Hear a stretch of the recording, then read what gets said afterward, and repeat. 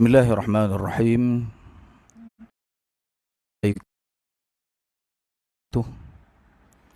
Alhamdulillahi rabbil alamin. Wassalatu wassalamu ala asyrafil anbiya'i wal mursalin wa ala alihi wa ashabihi ajma'in. Amma ba'd. Alhamdulillah, tuan-tuan, puan-puan muslimin dan muslimat yang dikasihi, yang dirahmati Allah Subhanahu wa taala sekalian. Alhamdulillah kita dapat bersama-sama lagi dalam kuliah anjuran daripada pihak Persatuan Ulama Negeri Kedah Darul Aman sempena Ramadan pada tahun ini. Dan hari ini tuan-tuan, saya terpaksa mempercepatkan sedikit kuliah saya pada pagi ini kerana pada pagi ini ada kematian jiran dekat dengan rumah. Jadi saya ambil masa pun hari ini barangkali lebih singkat daripada sebelum ini, insya-Allah. Saya terus kepada tajuk kita pada pagi ini tuan-tuan, iaitu yang pertama sekali, insya-Allah pada pagi ini kita akan belajar sikitlah bagaimana untuk kita menambahkan nilai salat kita, nilai khusyuk kita dalam ibadat salat, insya-Allah. Jadi dalam salat ni tuan-tuan, antara doa, tempat yang kita disunatkan untuk berdoa ialah ketika mana kita sujud. Jadi bila kita sujud ni tuan-tuan, antara doa yang boleh kita baca ketika mana kita sujud, sama ada salat fardu, lebih-lebih lagi dalam salat sunat, doa yang diajarkan oleh Nabi SAW, yang Nabi sendiri membaca doa ni tuan-tuan. Jadi doa ni saya nak ajak tuan-tuan tambah nilai Ramadan pada tahun ni. Kita cuba amalkan tiap-tiap kali kita sujud, khususnya bila kita salat sunat, kita bangun berqiyamul lail, iaitu doa yang Abu Hurairah radhiyallahu anhu, an Abi Hurairah radhiyallahu anhu, anna Rasulullah sallallahu alaihi wasallam kana yaqulu fi sujudihi. Abu Hurairah kata Nabi SAW ni bila dia bersujud, selain daripada bertasbih seperti yang kita pelajari, Nabi SAW juga sering baca doa ni tuan-tuan. Pendek doa ni, tak macam doa tahajud yang kita pelajari baru ni. Doa tahajud tu panjang juga. Yang ni dia lebih pendek tuan-tuan. Ambil masa sikit, usaha tuan-tuan untuk nak memperelokkan ibadat kita. Jadi doa tu berbunyi, Allahumma ghfir li dhanbi kullahu diqqahu wa jillahu wa awwalahu wa akhirahu wa alaniyatahu wa sirrahu. Sekali lagi saya ulang doa ni tuan-tuan. Allahumma ghfir li dhanbi kullahu diqqahu wa jillahu wa awwalahu wa akhirahu wa alaniyatahu wa sirrahu. Tuan-tuan boleh nampak tak di skrin tu? Saya dah tulis tadi ni, wallahu ta'ala alam, saya tak pasti tak nampak. Nanti tuan-tuan, doa yang diamalkan oleh kita nak tahu makna dia, supaya kita ni tuan-tuan bila kita baca Fatihah kita tahu makna, kita baca tahiyat kita tahu makna dia, dan kita juga nak baca doa ni dengan keadaan kita tahu makna dia, kita rasa nak buat, dan bila kita buat kita rasa seronok sangat tuan-tuan. Iaitu makna doa ni tuan-tuan, lepas kita baca tasbih, kita sujud, kita baca subhana rabbiyal a'la wa bihamdi 3 kali. Lepas tu tuan-tuan sambung dengan doa ni. Makna doa ni ialah, ya Allah, ampunkanlah dosaku semuanya. Allahumma ghfir li dhanbi kullahu. Kullahu tu maknanya semuanya. Ya Allah, ampunkanlah dosaku semuanya sekali, ya Allah. Diqqahu wa jillahu. Diqqahu maknanya yang kecil, yang kecil. Yang kecilnya, wa jillahu yang besarnya, ya Allah ampunkan semuanya, ya Allah. Wa awwalahu yang awal, yakni yang dulu-dulu kita buat dalam hidup kita, kita pun lupa dah doa tu.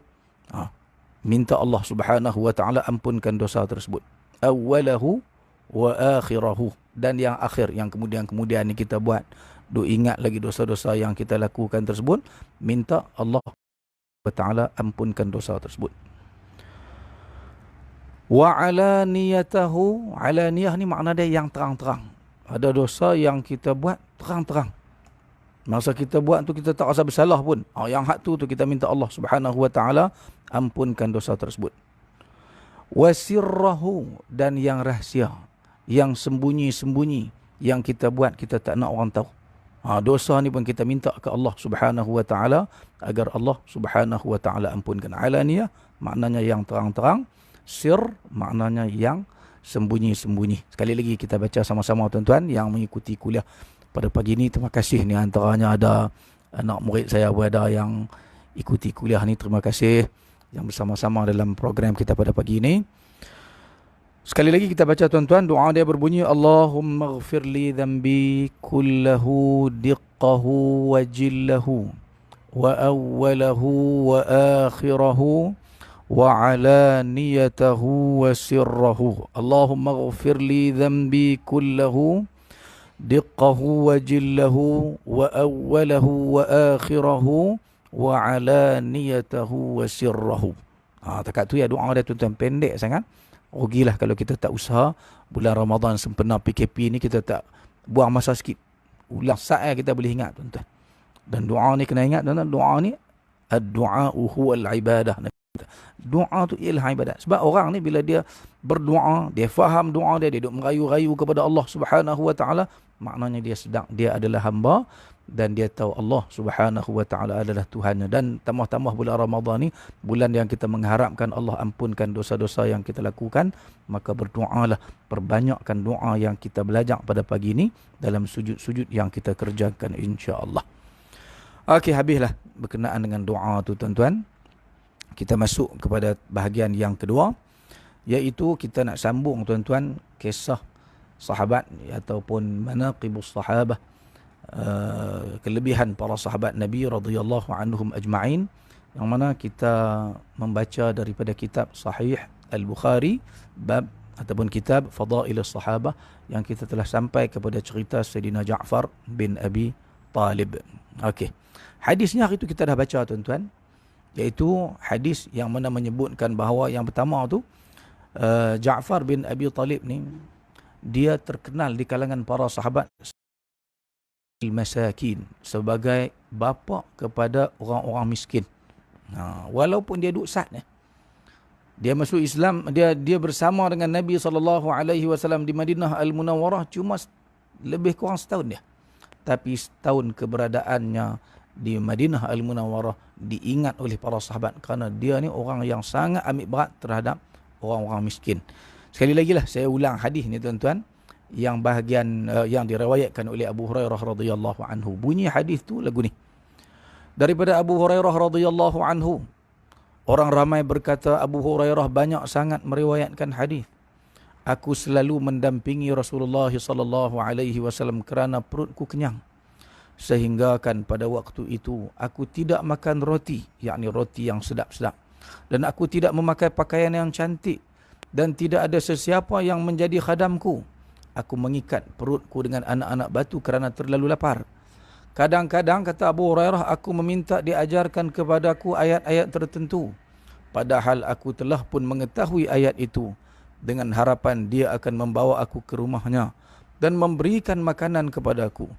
Orang yang paling baik kepada orang miskin ialah Ja'far bin Abi Talib. Ini Abu Hurairah, salah seorang ashabus suffah, menceritakan teringat kepada Abu Talib kerana dialah orang yang paling baik kepada orang-orang miskin yang ada di kawasan Suffah di belakang Masjid Nabawi yang dibina oleh Nabi SAW. Dia akan membawa kami ke rumahnya, lalu memberikan kepada kami jamuan yang ada di rumahnya. Ada ketika dia membawa kami ke rumahnya, lalu dia memberikan jamuan kepada kami, sehingga kadang-kadang dia mengeluarkan bekas lemak yang sudah tidak ada apa-apa lagi. Kami pun mengoyaknya dan menyapu apa yang ada padanya. Ini cerita hadis berkenaan dengan Ja'far bin Abi Talib yang dipuji oleh Abu Hurairah radhiyallahu anhu. Dan hadis yang kedua berkenaan dengan Ja'far bin Abi Talib ni ialah hadis yang berbunyi daripada Abdullah bin Umar radhiyallahu anhuma. Apabila beliau memberi salam kepada anak Ja'far, beliau akan berkata, Assalamu alayka wahai anak Dzil Janahain, orang yang mempunyai dua sayap. Lah kita nak dengar, nak cerita tuan-tuan secara sepintas selalu pada Ja'far bin Abi Talib ni. Ja'far bererti sungai kecil. Ja'far tu bererti sungai kecil. Merupakan sepupu Nabi SAW dan abang Sayyidina Ali. Dia tua 10 tahun daripada Sayyidina Ali radhiyallahu anhu. Ibunya Fatimah binti Asad. Beliau amat disayangi oleh Rasulullah SAW. Beliau termasuk as-sabiqunal awwalun. Salah seorang daripada sahabat yang dapat satu ganjaran, satu kelebihan yang Allah Subhanahu wa taala sebutkan dalam surah At-Taubah ayat yang ke-100. As-sabiqunal awwaluna minal muhajirin wal ansar, sehingga Allah Subhanahu wa taala sebutkan golongan ini sebagai golongan yang dijanjikan syurga. Allah redha kepada mereka, maka mereka redha kepada Allah Subhanahu wa taala dan dijanjikan syurga. Anis bin Abi Talib ataupun terkenal dengan gelaran Ja'far At-Tayyar. Rupa paras dan akhlaknya menyerupai Nabi yang kita dah sebutkan pada pertemuan kita yang pertama hari itu. Beliau mendapat kemuliaan kerana telah berhijrah sebanyak 2 kali ke Habsyah dan ke Madinah Al-Munawwarah. Para sahabat ni tuan-tuan, para sahabat yang diberi kemuliaan oleh Allah Ta'ala, terpilih menjadi orang yang Allah gerakkan hati mereka memeluk Islam di Makkah Al-Mukarramah, kemudian terus pergi hijrah ke Madinah Al-Munawwarah 13 tahun setelah Nabi SAW berdakwah di kota Makkah Al-Mukarramah. Ni para sahabat yang sangat beruntung, Al-Muhajirun. Golongan yang confirm berjaya di dunia dan juga di hari akhirat. Al-Muhajirun tuan, Allah sebut di beberapa tempat dalam Al-Quranul Karim tentang kemuliaan golongan Al-Muhajirin ni. Ja'far bin Abi Talib ni tuan-tuan, dia bukan hijrah sekali, dia 2 kali dia berhijrah tuan-tuan. Yang pertama ke Habsyah, yang keduanya ialah dia berhijrah ke Madinah Al-Munawwarah. Walaupun lambat, tapi dapat 2 kali pahala berhijrah. Maknanya 2 kali ganda dia dapat daripada berbanding dengan sahabat-sahabat yang hanya berhijrah daripada Mekah ke Madinah Al-Munawwarah. Jadi kita kena tahu tingkatan dan juga kedudukan para sahabat radhiyallahu anhum ajma'in ni tuan-tuan. Beliaulah juru cakap umat Islam di hadapan Raja An-Najashi. Ini peristiwa masyhur. Tapi kita sebut tuan-tuan kemuliaan-kemuliaan ini supaya dalam hati kita rasa sayang, rasa kasih kepada para sahabat Nabi radhiyallahu anhum ajma'in. Ketika mana Amru bin Al-As, masa tu tuan-tuan, bila umat Islam berhijrah daripada Makkah ke Madinah, ke Habsyah, mereka tak senang duduk. Walaupun sepatutnya mereka biarlah. Tak kacau lah, mereka orang dah tinggal dah kota Makkah Al-Mukarramah ni. Dan Nabi SAW yang suruh para sahabat berhijrah ni pun pasal apa? Sebabnya ialah kerana tak tahan dah dengan tindakan kasar yang dilakukan oleh orang-orang kafir Quraisy, menyeksa, menyakiti umat Islam yang ada di Madinah, sehingga Nabi SAW kata kepada para sahabat, siapa yang dah tak boleh dah duduk di Mekah ni, berhijrahlah ke Habsyah. Di sana ada raja yang tidak menzalimi sesiapa, walaupun dia beragama Kristian asalnya, Najashi ini. Jadi antara yang berhijrah ialah Ja'far bin Abi Talib. Dia pergi berhijrah tuan-tuan. Orang Quraisy ni hantar Amru bin Al-As yang pertamanya, dan Abdullah bin Abi Rabi'ah pergi pujuk sampai mereka rasuah semua batariqah, padri-padri, pembesar-pembesar An-Najashi, mereka rasuah. Setelah rasuah, cuba pula merasuah An-Najashi untuk nak bawa balik para sahabat yang berjumlah sekitar 80 orang ni daripada Mekah, daripada Habsyah ke Makkah Al-Mukarramah. Dialah tuan-tuan pada ketika cuba dipujuk tu, bangun bercakap di hadapan Raja An-Najashi dalam khutbahnya yang masyhur dalam kitab-kitab sirah. Tuan-tuan boleh rujuk antaranya lah kata-kata dia, pendek saya sebut pada pagi ini. Ayyuhal Malik, kata Ja'far bin Abi Talib berhujjah mempertahankan diri di hadapan Raja An-Najashi. Ayyuhal Malik, kunna qauman ahla jahiliyatin na'budul asnama wa na'kulul maitah. Kami dulu ni, wahai raja, wahai tuanku, kami dulu ni orang jahiliah, tak tahu apa. hidup dalam keadaan tidak ada panduan hidup. Kami menyembah berhala. Wa na'kulul maitah, makan bangkai. Wa na'til fawahish, buat dosa-dosa seperti ta'ul arham, kami putuskan silaturahim. Dia sebut kalau lagi perkara-perkara yang tak baik yang dilakukan oleh mereka pada ketika itu. Hatta ba'athallahu azza wa jalla ilaina rasulan minna na'rifu nasabahu wa sidqahu wa amanatahu wa afafah. Bila Allah, sehinggalah sampai ke peringkat Allah hantar kepada kami seorang rasul yang kami kenal nasab keturunannya, orang baik-baik, benarnya, amanahnya, sucinya Nabi SAW. Fada'ana ila Allah azza wa jalla, lalu dia ajak kami kepada Allah azza wa jalla. Disebut satu persatu sehingga akhirnya Raja An-Najashi, Raja suruh Amru balik.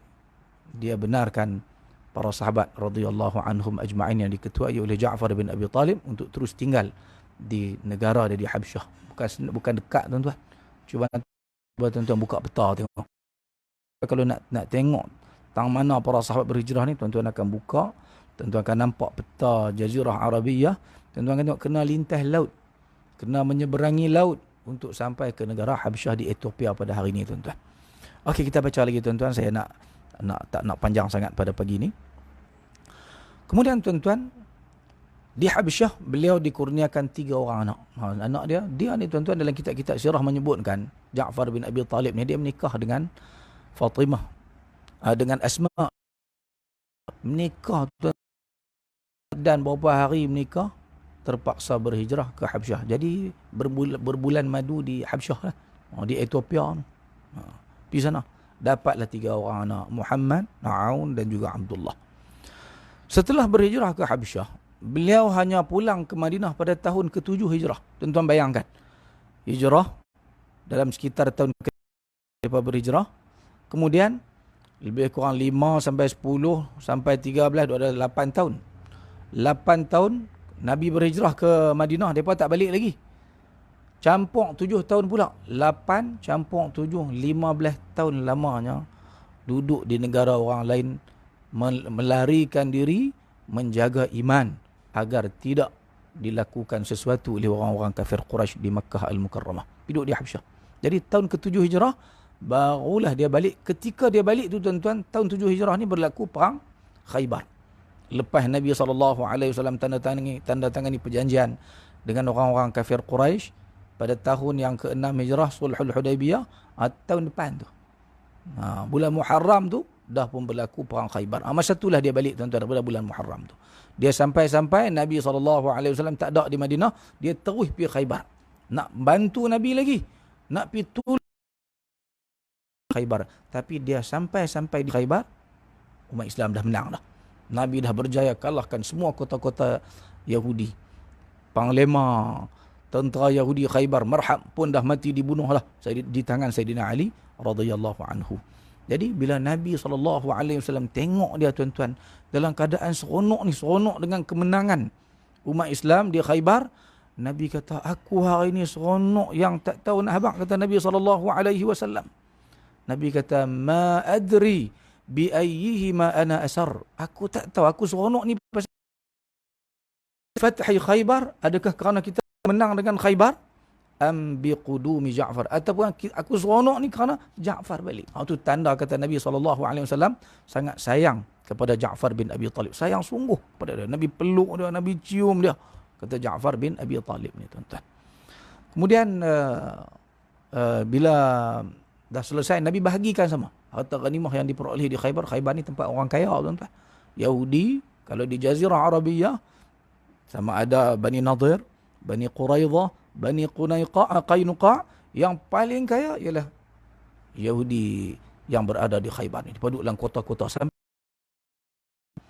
sampai di Madinah Al-Munawwarah, kalau ada Khaybar dalam 165 km daripada bandar Madinah Al-Munawwarah. Pergi tengok kota-kota dia, sampailah ada hak atas bukit tu, kita boleh nampak lagi tuan-tuan. Jadi Nabi dapat harta ghanimah yang sangat banyak, dan dalam perang Khaybar ni lah para sahabat kata, kami lepas ni baru makan kenyang lepas perang dengan Khaybar ni. Banyak makanan yang diperolehi. Tanah-tanah, kebun-kebun kurma, semua diperolehi oleh umat Islam, tuan-tuan. Sama ada ghanimah sebahagiannya dan sebahagiannya lagi adalah fai'. Jadi Nabi bahagikan harta-harta ni kepada tentera-tentera yang pergi sama-sama dengan Nabi SAW, lebih kurang 1,400 orang. Dan yang Nabi bagi juga ialah kepada rombongan daripada Habsyah, termasuk bin Abi Talib, tuan-tuan. Okey. Kemudian tuan-tuan, di tajuk bab, Muqaddimatul bab, Tarjamatul bab, Imam Bukhari ini dia sebut hadis. Imam Bukhari menyebutkan satu hadis Nabi yang menyebut bahawa ashbahta khalqi wa khuluqi, yang kita sebutkan pada hari itu, iaitu kamu ni wahai Ja'far, Nabi kata, kamu ni rupa parai kamu sama dengan aku, fizikal kamu sama dengan aku, dan akhlak kamu juga sama dengan aku. Bila Nabi SAW ucapkan perkataan ni, yang ni tuan-tuan, Nabi SAW ucapkan perkataan ni ketika mana Nabi nak balik daripada Umrah Al-Qadha. Tahun ke-7 bulan Zulqa'dah, Nabi pergi ke Makkah semula untuk mengerjakan umrah. Umrah ni orang panggil umrah qadha. Sebab tahun lepas, tahun yang ke-6 Hijrah, Nabi tak berjaya masuk. Orang Quraisy tak benarkan masuk. Berlaku perjanjian Hudaybiyah. Dalam perjanjian Hudaybiyah ni, antara syarat dia ialah kamu tak boleh buat umrah tahun ni. Bila boleh buat? Tahun depan. 3 hari dia bagi masa. Jadi Nabi SAW pada tahun ke-7 tu, Ja'far dah balik dah. Pada masa itulah Nabi pergi buat umrah dan Ja'far ikut sekali dengan Nabi SAW. Dalam perjalanan balik, nak balik dah, masa tu siap-siap nak balik dah, tiba-tiba ada seorang wanita kanak-kanak lagi, nama dia Fatimah, anak kepada Hamzah bin Abdul Muttalib. Anak Hamzah mai kat Nabi, peluk Nabi SAW, nak balik ikut Nabi SAW balik ke Madinah Al-Munawwarah. Nabi pun nak balik lah. Jadi berebut ni para sahabat, minta nak jaga. Jadi yang berebut siapa dia? Zaid bin Harithah. Zaid ni anak angkat Nabi SAW.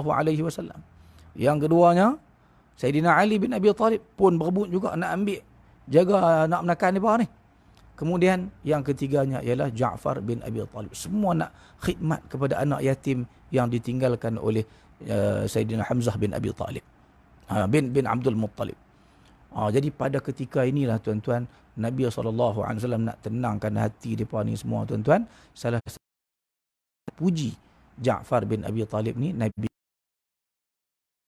ashbahta khalqi wa khuluqi. Engkau serupa dari sudut fizikal kamu pun sama dengan aku, akhlak kamu pun sama dengan aku. Kata-kata yang diucapkan oleh Nabi SAW kepada kita, tahu tempat dia bila Nabi SAW ucapkan perkataan ini, tuan-tuan. Okey, kita teruskan, tuan-tuan. Kemudian tahun depan, tuan-tuan, tahun depan, yakni tahun ke-8 Hijrah. Ini bulan Zulqa'dah tadi. Masuk saja bulan Jamadil Awal. Muharram, Safar, Rabiul Awal, Rabiul Akhir, Jamadil Awal. Ketika ni Nabi hantar satu bala tentera. Bala tentera tu Khalid bin Al-Walid ikut serta. Yang dalam peristiwa ni lah Khalid dapat gelaran Saifullah, perang Mu'tah, meletus. Jadi Nabi SAW lantik ketua. Siapa yang Nabi SAW lantik? Nabi pilih dalam ramai-ramai ni nak pergi lawan tentera Rom yang ada di sana. Sebab Nabi dah dapat khabar berita bahawa Rom sedang dalam usaha untuk menyerang negara Madinah Al-Munawwarah. Ketika itu, tuan-tuan, Nabi SAW pilih 3 orang sahabat untuk jadi ketua. Nabi kata, in usiba Zaidun, kalau Zaid mati dalam peperangan ini, fa Ja'far, maka lantiklah Ja'far. Ja'far inilah Ja'far bin Abi Talib. Wa in usiba Ja'far, kalau Ja'far juga mati terbunuh, fa Abdullah ibn Rawahah, Abdullah bin Rawahah akan dipilih. Jadi dalam peperangan ini, tuan-tuan, Ja'far bin Abi Talib telah berperang dengan sungguh-sungguh, sehingga setelah Zaid mati, dia ambil bendera tersebut, dia perang lawan Rom. Rom pula pada ketika itu berjumlah lebih 100,000 orang bala tentera. Umat Islam ada 3,000 yang dibawa oleh Nabi SAW. Nabi hantar pergi 3,000 lawan dengan 100,000. Jadi bila terlalu ramai ni sahabat, mati banyaklah dalam peperangan ini. Mula-mula Zaid mati. Bila Ja'far ambil bendera ni, tuan-tuan, tangan dia kena tetap putih dekat ni. Bila putih, dia tak mau tengok bendera tu jatuh, dia sambak dengan tangan kiri dia. Depa tetak pula tangan kiri dia putus dua-dua belah. Dia tangkap dengan bahagian yang masih ada di lengan dia. Dia pegang bendera sehingga akhirnya dia mati terbunuh syahid. Kan kalau tuan-tuan nak pergi tengok kubur dia, tuan-tuan nak pergi tengok maqam Sayyidina Ja'far bin Abi Talib, ada dijaga dengan baik pada hari ini di Mu'tah. Di medan Mu'tah di negara Jordan. Pergi tengok dan kita tahu cerita pengorbanan sahabat besar ni, iaitu Ja'far bin Abi Talib. Jadi dalam peperangan ini dia meninggal dunia pada tahun yang ke-8 Hijrah, bulan Jamadil Awal, dan jenazahnya disemadikan sehinggalah sampai hari ini kita boleh pergi tengok bersama, tak jauh daripada kubur dia, dekat ya tuan-tuan. Tuan-tuan akan pergi tengok bilik pula kubur Zaid bin Harithah, anak angkat Nabi SAW, dan seterusnya iaitu kubur Asma binti Umais. Jadi saya ingat tuan-tuan, pagi ni sekadar itu kuliah kita, dan insya-Allah kita akan sambung pada masa-masa yang akan datang. Moga-moga memberi manfaat kepada kita semua. Aqulu qawli hadza wa astaghfirullahal azim li wa lakum. Assalamualaikum warahmatullahi wabarakatuh.